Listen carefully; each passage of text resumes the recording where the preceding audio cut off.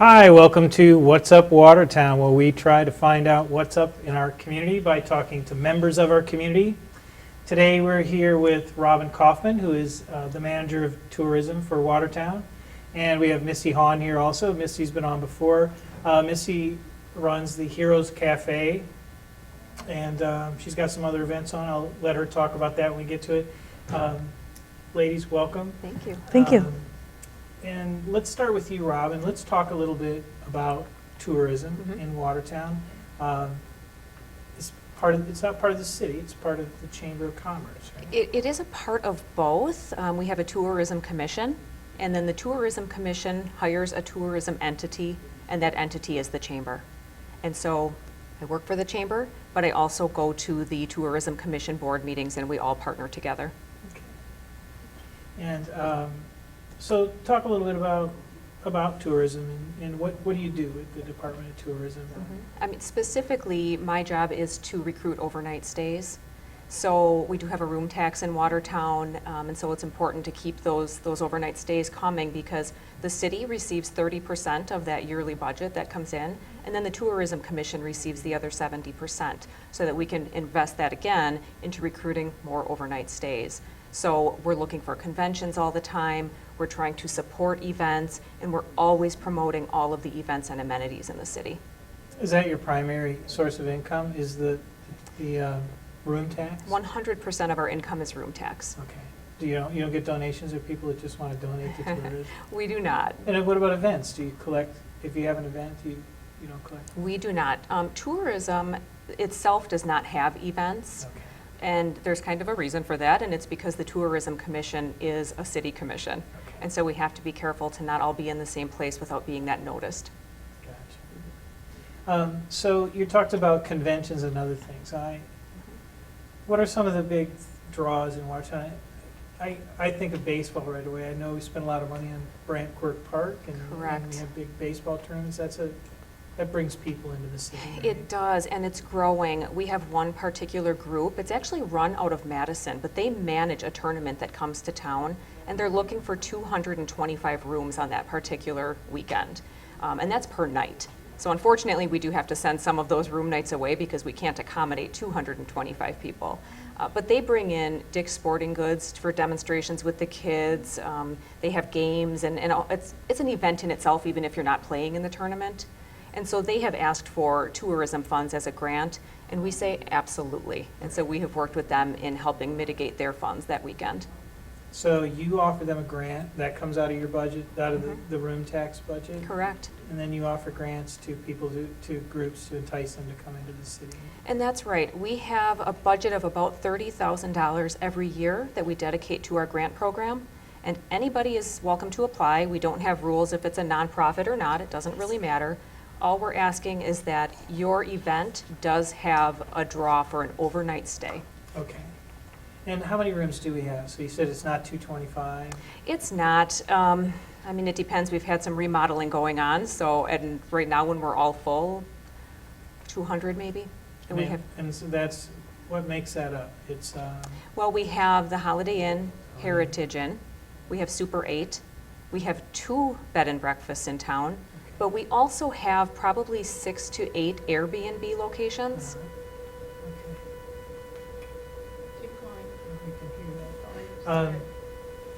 So, that's an interesting that you bring that up because Airbnbs, so there's 2 bed and breakfasts, those have been around for a while.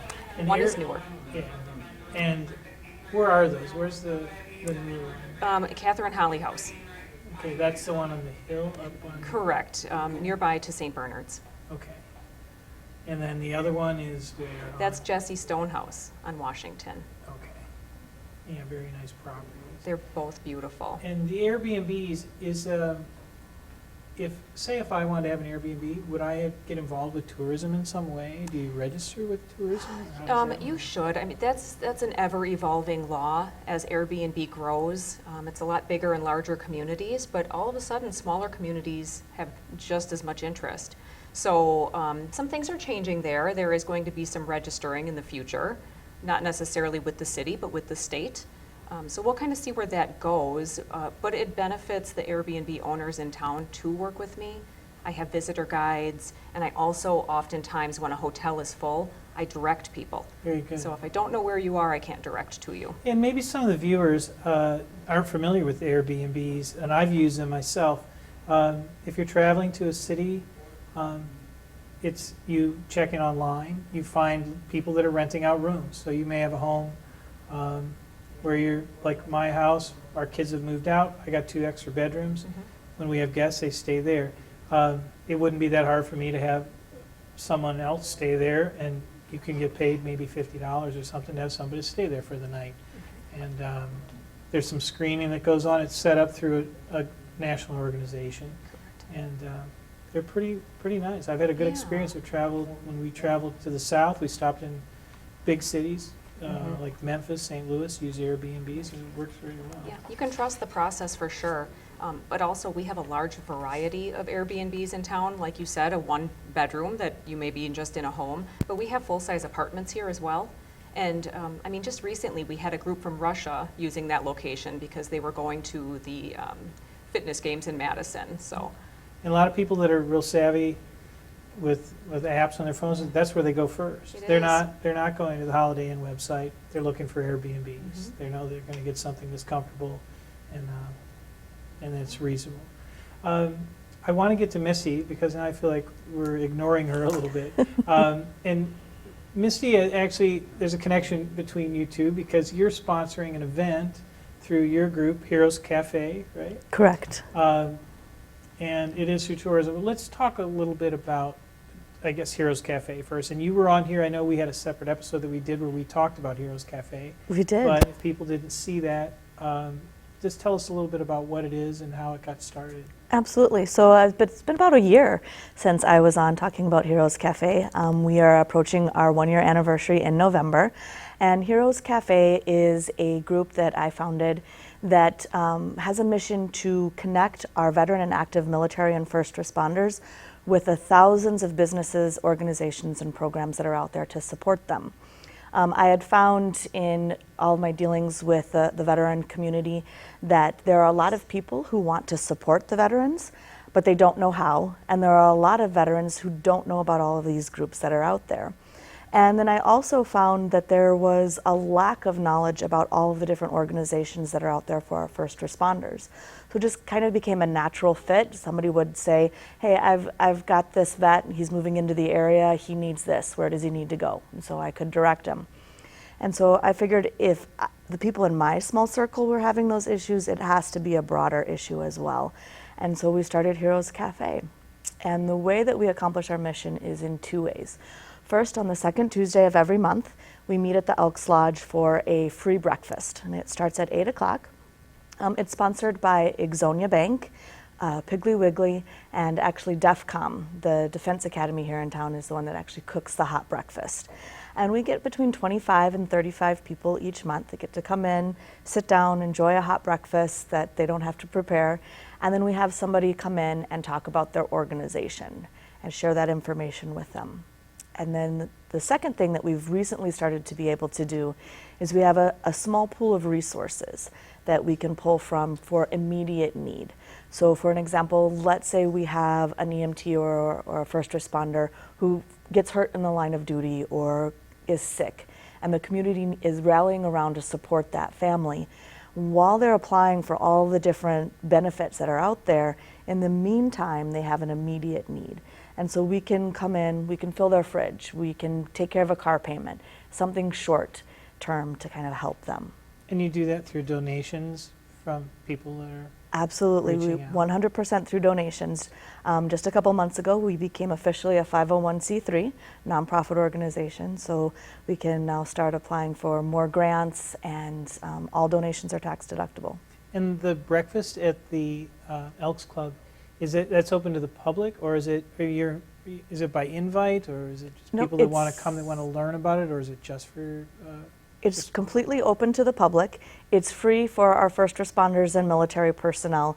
Anybody else who comes in, we do ask a small donation of anywhere from $3 to $5, whatever they feel they would like to donate, but they are more than welcome to come and sit down. We have some Korean vets, we have some World War II vets, and just to get to hear their stories is really awesome, and to know that once they're gone, those stories die with them. So to be able to share them with my generation and younger is really awesome. It is. And so there's something exciting that's going to be happening in Watertown because of your efforts. Why don't you just go ahead and tell us about it? Correct. So with our 1 year anniversary, I wanted to do something really special.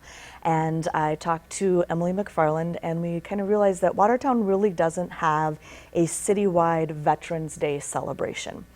And I wanted to do something to honor our vets on a citywide basis. And so I brought in a display called the Remembering Our Fallen. And what it is a pictorial memorial of all of the men and women from the state of Wisconsin who have died in the War on Terror since 9/11. It's going to be on display with opening ceremonies at Arrow Park on November 9th. And then after that, it's going to be moved to the public library. We'll be on display for a full year. And thanks to a grant from the tourism, the cost was completely covered. So there was no cost to my organization. It's going to be there and it'll be free for the public. Wow. For that whole period of time? It's for a year, you for a said? week. It's For for a a week. week. It's at the library. For a Yes. week. And it looked pretty big. I looked at it online. Is it a smaller version that goes in the library, or where are they going to put that in the library? Is it just placed around the library? Because it looked like large banners with photos and bios and information about the different fallen veterans. It is. The banners are, each segment is 8 foot tall by 4 foot wide, and it's 32 feet total. And so what's going to happen is it'll be on the second floor near the reference section where they have some extra room, and it will be back to back. So you can walk around and see the entire display all in one place. Very nice. Yeah, it looks very interesting. And it was started by a group out in Oregon, I think, that does other things for veterans too. Correct. So it's a perfect fit for you. Correct. So the Oregon one, there's actually one for all of them across the nation who have died in the War on Terror. And then not all 50 states, but a lot of the states now each have their own display that So this will travels. just be Wisconsin veterans? This will just be Wisconsin men and women. Mhm. Wow, very interesting. And you're involved through tourism to promoting it, and also, I'm guessing, to book rooms, right? It's a part of it. I mean, that's part of our grant program, but I mean, truly, just seeing this event on social media, I actually reached out to Misti and said, what can we do? And I think that's what you get throughout the community all the time, like you said, is we all want to help. We all want to do what we can do, and our program could help in that very small way, and we're really happy to. Yeah, and it's a bigger part of the mission, and I was joking, it's not just about booking Right. rooms. That helps you with your funding, but you want to make the city friendly to our own people, Yes. as well as tourists that are coming in, because even if I live in town and my mother-in-law and father-in-law are coming to stay with me, it's nice to have things to show them, right? Even though Absolutely. they're not getting a room, No. you're not paying for a room, and you're not benefiting from that. You want to be able to show off your community. do. We've got a lot of great things, and this just adds to it. We're lucky to have someone like Misti here to carry the weight. And you said we started it. I'm guessing you didn't do this all single-handedly, right? I did the majority of it myself, but I do have a board of directors made up completely of volunteers that finally I let go of the reins and started to delegate a little bit. I mean, this is my baby. I wanted to make sure it was done right, but I definitely couldn't do it without their help. And you have to have the board for your 503, right? Yes, definitely. Is there anything else you want to say about that? Otherwise, we'll talk more about tourism. Just save the date for November 9th and the week following to come out and show our veterans how much we appreciate what they've done. Okay. And is it at the Marine Corps Park? Yep, it'll be at the Marine Corps Park. We'll have some speakers come in. The mayor's going to speak. The fire department, the police department is all going to be down there with displays. And actually, the veterans groups have joined forces to present the colors and to honor them, the fallen, with a 21 salute that day as well. Good. the Legion, the AMVETS, and Yes. the VFW. Correct. And that's the three we have, right? We don't That's have, the there's three. not another one? No, that's all we Okay. have here in town. Is there food too? Or is No, There'd there won't probably be be- any food this time. there'll be water, I'm guessing. Yeah. There'll be something to drink in case it gets hot. I Right. doubt it'll be in November though, right? We're just hoping for no rain or snow. It's November in Wisconsin after Yeah, all. and it's the 9th, Memorial Day is the 11th, or Veterans Day is the 11th, Correct. but the 9th is probably the weekend, huh? a It's the Saturday before. Saturday Mhm. before. Yeah. And I know it's Veterans Day, and we did have some people ask, well, why didn't you bring this in for Memorial Day? And the reason being is that our veterans are very proud people, and they don't consider themselves heroes, but they will tell you they walked along many who were. And this was kind of my way of honoring them as well, just to let them know that we understand where they're coming from, and that kind of make it a little bit more comfortable for them to be there. Yeah, and I think you're right too, that we don't do that much for Veterans Day. There is a long-standing celebration for Memorial Day, and it's run by the American Legion, I believe. So that's, they're doing that, and those are volunteer organizations as well. So you found a niche, I think that's great. And one of the things I noticed too when I was looking at that display online was it's all post 9/11 stuff. Correct. That's what this is too, right? Correct. So it's not veterans from World War II and Korea. It's all just people that have been killed, and they're all people that have been killed in the line of duty, I'm assuming. Specifically in the War on Terror since Right. 9/11. Right? Okay. So and they're not just military veterans. They could be Correct. CIA agents or NSA or something. Yes. Right? Any branch of the military and even first responders will be represented. Wow, that's going to be exciting. And I'm sure, knowing you, that next year it'll be bigger and bigger, and pretty soon, watch Yes. out, Riverfest, right? We're gonna have- it'll I be don't think I'll ever get that big. I mean, Riverfest is a lot of fun, and I know how Riverfest much in work goes November? into that. Yeah, Riverfest, you're worried about rain, you'd be worrying about a blizzard or something. Right, exactly. So, Robin, let's talk a little bit more about tourism. So you're helping her out with a grant to make this happen. What are some of the other things that you do for the community? And not to put you on the spot, but I mean, I know there's 100 things. You could probably talk for an hour on it. Absolutely. Well, one thing that I found in this position is that the information does not come to you. So I have to go and get that information. And the best way to do that is to get involved. So I reach out to a lot of people, but I also volunteer on a lot of boards. 2 Natural Fits, Main Street Promotions Committee, so I plan all of the events with Main Street, and also the Watertown Historical Society. I am on that board. Obviously, the Octagon House Museum is our #1 tourism location. Yep, and you've got a new welcome center up there too. We do. How's that going? It's- a lot of people coming in. It's absolutely, it's fantastic. That is a source of income for us in 2 ways, because we have our gift shop in that location.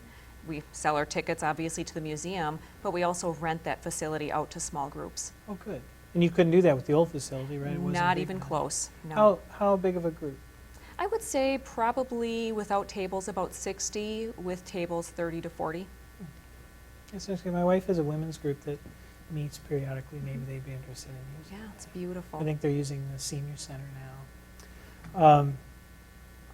So you actually reached out to Misti. And in this case, I did. We do want our grant program known, and I do reach out actually to quite a few of our grant recipients, because it isn't well publicized. When you have the moment to give PR and to put things in print, to pay for commercial space, you're not talking about that. You're talking about events and amenities. But the community should know that if they do have an event and they're anticipating overnight stays, please let us know. That includes, we work with Luther Prep. They have a huge basketball tournament. We worked with Maranatha on an anniversary where they had a lot of people coming for a certain event. So there's a lot of opportunities. So if I was going to have an event and I thought there were going to be 30, 40 people coming from out of town, I would just contact you at your page. So you're at visitwatertownwi.com. Or you could also email me, robin@watertownchamber.com. Okay. And then you sent an application or something they can fill out online? Either maybe? way, we have it Okay. online. I do like to have a conversation with everybody because I do want them to know that overnight stays is a really important part of it. Mhm. But the application is simple, probably 3 or 4 questions, very basic. We don't need the book to be written. We just want to know what it is, who's coming, and that's pretty much it. And so then you'd offer a grant, I'm guessing several $100s maybe, to help It- people with? Very much depends. I mean, we work with Watertown Riverfest as well, and we have given as high as $22,000 to that organization. Wow. So And you said you had a $30,000 budget. we do. I mean, that can be flexible depending on the year. We never know what our room tax dollars are going to be until they're in the Right, bank and they right. come monthly. So sometimes we can stretch that out. Typically we can, to be honest. That's one thing that I'm always excited to tell people. They don't understand how tourism is booming in the city. It absolutely is. And what would they typically use that money for? For the grants, Yeah. typically it's marketing. So we trust that you are the expert on the event that you're going to have. So for instance, if you're having a bike ride, you're going to go and put your ad in national bike magazines to try and Okay. get people to come. And we have to approve all of the little details of what you're paying for. So if you wanted to just maybe make a poster to hang at the library, you probably wouldn't need to pay for that because it's staying in the community. But that's typically what we do. Maybe bags with advertising, and do you like offer that type of thing? That would probably be through Main Street or something? Actually, we do, Watertown Tourism has the bags, and we try to do that for tournaments. So we don't, they're very expensive. But we can do it typically for like coaches and umpires. But I was thinking like a bag that's got, Oh, you know, some. direct them to some- different places Yeah, to or it go might and- have something from Glenn's Market Mhm. in, or something from Kramer, you know, some Yep. little gifts, and those types of things are always nice to We give. put them together, absolutely. They can be requested through us. Good. So what else? What's your big project? Do you have anything really big? Yes, quite a few things actually. There's a lot of buzz in the city right now about making the river more useful. It's nice to look at, but we should probably be in there doing something as well. And so Watertown Tourism recently funded 6 kayaks through the Park and Rec, and those should be available for rent starting in spring. And where would you rent them? You will go to the Park and Rec department. Okay, over on First Street, right? Mhm. Okay, good. Yep, and that's the start. I mean, there's more things coming that we're not far enough along to talk about publicly. And but that's right by the river, so I don't know if Correct. you could put in over there by the dam, but They do have a dock there that's kayak friendly, and so you can. And they're working out the logistics right now. But you would immediately leave town. Yeah, Because right. you're on the wrong Right. side of the dam. Yeah, that would be fun. Yeah. Well, that's good. And I know we've talked about, the city has talked about that for a while. Yeah. At different times, and having places for people to put kayaks to get in and out of them. Yeah, and it's for the community too. But we do know that visitors ask when they come, oh, where can I rent a kayak? Uh-huh. In Fort Atkinson. You know, I mean, we can't have that answer. So we'll be Yeah. able to say, at the senior center, Park and Yeah. Rec. Very good. Mhm. So that's new. What else is going on? There's a new committee, or is it a committee or a commission made up of local, The collaboration. the collaboration committee? Yep, right? absolutely. So we have a lot going on in town. We have a new library coming. We have a potential YMCA expansion. We have a lot of the 100 block that's going to be developed into green space, and many more. I could go on. And we do get together monthly and discuss those projects so that we kind of have a cohesive plan, but then also spread that good word out to the public. And you said you work a lot with Main Street. Mhm. You're in the same building with them, right? Yes. So you're in the building with the chamber Correct. and Main Street and tourism. You guys all get along together? It's not a lot. It's an amazing office. You can feel the energy when you walk in because there is a lot going on. It's a nice building too. It It's is an old, it's a beautiful. historic building. Yes. I don't know if it's plaqued as a historic building, but it's got that, it just feels like a nice older home when you go in there, It's right? lovely. Mhm. Imagine that it was a home at one time. It's what it kind of looks like. Yeah, it's had a long history of different things over Yeah. the 150 years, I believe. So, but you're strictly tourism. I am strictly tourism, except for the volunteering. I get pulled into other things too. Okay. Because I've got other questions, but I don't think it's in your wheelhouse. What are some of the things that tourism is doing? So you're promoting Mhm. groups to come in, so that Absolutely. so you can generate more revenue, so you can promote the city more. How do you work with Main Street? What are some of the things you collaborate with them on? Collaboration-wise, we actually have Watertown Window Wonderland. So that is Main Street and tourism, where we have all of the downtown businesses dress their windows up for the holidays. And that has been so popular. We have gotten a lot of attention outside of the community where people can come in and vote. And the businesses have actually gotten really competitive with each other, which is really fun to see. So that will start right, I want to say it's December 1st this year. It's right after the Christmas Parade of Lights. And then from a tourism standpoint, I'm guessing you promote that. There's books and locations where people can find out what's going on in Wisconsin. I yeah. think I've gone there too. Going, let's take a road trip. And you go and you can see other events regionally and throughout the state. So Yes. people would see that that activity was taking place, That's correct. the banners and the artwork. They can always look at the Chamber's website, but I post on Travel Wisconsin, Jefferson County Tourism, Dodge County Tourism. SpinGo is a site that throws that event out to 20 other event sites. Oh, really? So I'm actually in the process right now of gathering all of the 2020 events, and then you sit down and you put all of those events out there this early in advance, because some places will develop event guides out of that information, so we have to be really quick with it. Wow, nice. Were you trained in this in a special way, or was this your dream to be a tourism manager? Not. I actually was a bank manager prior Okay. to this position, but I was a volunteer for the Main Street program in that community. Okay. And so that's where I learned this type of community outreach and came to Watertown. Good. Community service does get in your Yeah. blood. Yeah, You know, it's hard to, and just like the things that you're doing too, once you start doing that type of thing, and maybe you started with something smaller, right? Helping people, and then at some point you do something bigger and bigger, and then you're like, I want to do more of this, I want to do more of this, and you're not necessarily being compensated in, monetarily, but the compensation, just the pleasure of helping others too. And you are being compensated monetarily, I shouldn't say that, right? Part of it. Yeah, I'm sure there's plenty of hours that you put in that that weren't in the original contract, right? Well, we've got a few minutes left. Let's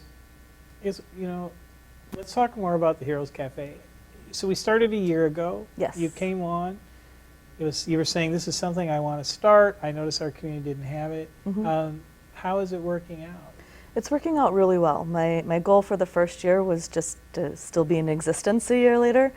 Starting a nonprofit is not easy. There's a lot of work involved, a lot of things to think about, and making sure you're getting it set up correctly. So I was able to stay in existence for an entire year. Do you have to hire an attorney or something to do it? I mean, is it like that kind of thing where you're like, I just want to help people, Yeah. I don't really want to have to. Exactly, yeah. There's a lot of legal things that you have to take into consideration in writing bylaws and making sure that all of your tax filings are correct. Thankfully, I have an accountant who has stepped up and has voluntarily donated his time. Good. That's been awesome. So looking into 2020, I'm just looking to be able to expand my reach. Right now we get between 25 and 30 people each month. I'd like to get to a point where we get 30 to 40 each month, or maybe even have it more than once a month. So that's what we'll be looking to do in 2020. Well, if the food's not bringing them in, I guess the next thing is beer. I don't know. But Yeah. you should be getting plenty of people to come in. It sounds like a great thing. It's relying on people that are available in the morning, so it's a weekday, right? That's a weekday, and that's purely because of where we're able to meet. The Elks Lodge has been very generous in donating the space, so the only time available is a Tuesday morning. Yeah. So And that's part of it too. Once you start doing, as you grow and you do some events that are after hours, you'll start to see a bigger response. There's a lot of people that are into Heroes in this community and throughout the nation. So I don't see any problem. You're going to be very successful. Well, we've run out of time. I want to make sure that that everybody has the websites. Misti Hawn, it's at theheroescafe.com. It's THEHEROS cafe.com. And Robin Kaufmann, if you want to learn more about tourism, you can contact Robin directly with her email. You said that was Robin At watertownchamber.com. Is it just Robin? Just Robin, Robin. Okay. Robin at watertownchamber.com. The website is visitwatertownwi.com. You can also get there through the City Chamber of Commerce website. That's all we've got. Thanks so much for coming, and very interesting stuff. Thank you. Thank you.